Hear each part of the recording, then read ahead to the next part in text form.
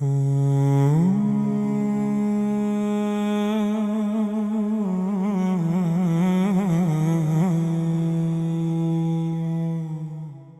ar-Rahman ar-Rahim. We are up to the third episode, covering the second half of Surat al-Baqarah. In the second half, we are going from guidance to civilization, from forming a religious community to now having a civilizational mission. So if the first half of Surat al-Baqarah lays the foundation of belief and community, the second half is about showing us how belief is preserved, how it's practiced, how it's expanded in a society, and how it can form a civilizational mission. Structurally, the third and fourth section is concerned with one central aim, and that is establishing divine order in human life. So in the previous episode, we covered the first part, the second part. And in this episode, we will finish this beautiful chapter with covering the third and fourth part, which are interconnected together in a very geometrical fashion. So as we will see, Islam is no longer presented only as faith, but it is presented as a complete moral, legal, and social system. So let us look at the third section. The third section is about Islamic laws.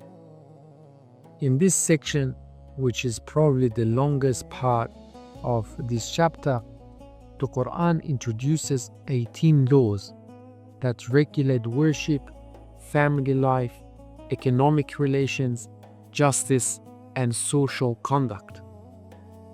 We may read these verses during the holy month of Ramadan and pay little attention to how they are structured and how they are connected, thinking that Surah al-Baqarah is just so random, moving from one topic to another. As we'll see, these rulings are not placed randomly. They form a coherent response to one question: how does a believing community live faithfully in the real world? Here we are not anymore at an individual level, but at a societal and civilizational level.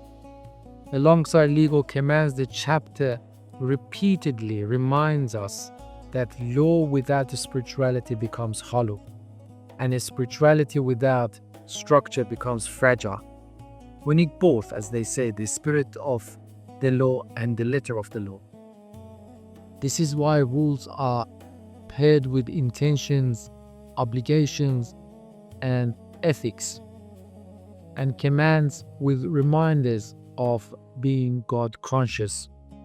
This section starts with an introduction on the reasons why we should follow the divine laws in our life. Then it moves on with the first law.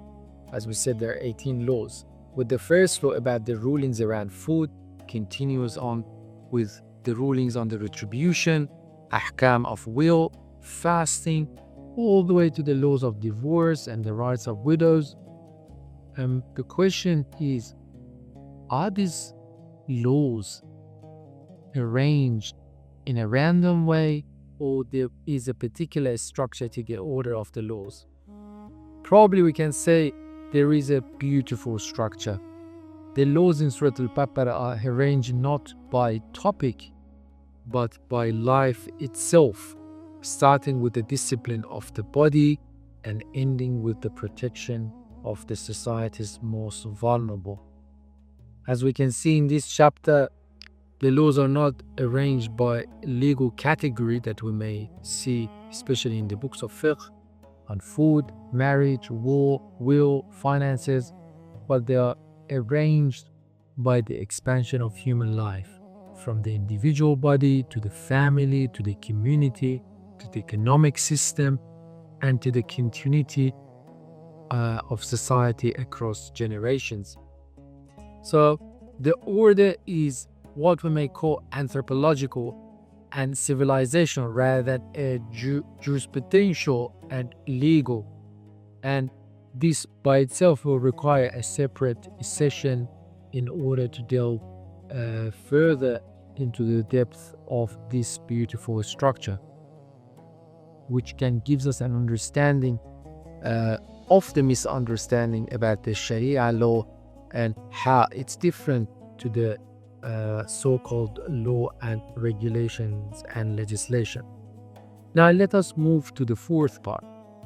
In the fourth part of this chapter, the Quran talks about avenues of protecting a religious community, a believing community, and how it can become a flourishing society when safety is established. Initially, this part addresses external challenges, resistance, hostility, and conflict, and shows how a community grounded in faith will defend itself without losing its moral compass. At the same time, it focuses on internal threats: hypocrisy, moral decay, injustice, and the erosion of trust. And how relevant are these topics to our today's life? And Surah Al-Baqarah teaches us that a religious society survives not only through belief and saying that we have faith, but you will need justice, discipline, mercy, responsibility, structures, laws, regulations in order to allow that religious society to flourish. First one is military. Facing and fighting the enemies. Three aspects are outlined. One is avoiding defensive jihad will lead to humiliation of a society. Then an example from the history of how fighting for your rights helped the Jewish tribe. And finally, what are the factors in victory? Then it moves to the social cultural, spreading the culture of Tawheed, attributes of Allah, the effects of true faith, and the stages of guiding people to Tawheed. And in the third part, discusses regulating and improving economic relations. Three principles are outlined in this section: spreading the spirit and culture of charity and volunteerism, in which 9 points are covered in explaining this principle around the nature and conditions and ways of being charitable. The second principle is fighting against usury and destructive interest, what is known in the Quranic terminology as riba. And then 5 points are outlined, explain the destructive nature and results of riba. And finally, the third principle, providing security and safety to facilitate investments and economic growth. And in this principle, 6 examples are provided to learn how to promote investments. So this was the fourth part of this chapter. As you can see, structurally, the second half completes the journey of this chapter. Faith is defined and a community now is formed. A civilization is shaped, and one that seeks to live under divine guidance in every dimension of life is presented with this complete package. That is why Surah Al-Baqarah stands as if it is the extended summary of the Holy Quran. It teaches us not only what to believe, but how belief becomes a lived reality.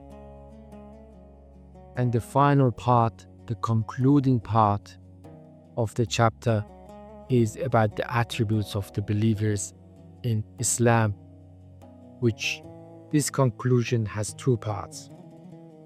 The first one is beliefs of the mu'mineen, and the second part is the du'as and the requests from Allah subhanahu wa ta'ala. And this tells us the significance of du'a, which is left all the way at the end when this society, this believing society is. Now, let us recap. Surah Al-Hamd was about how to stand before Allah subhanahu wa ta'ala.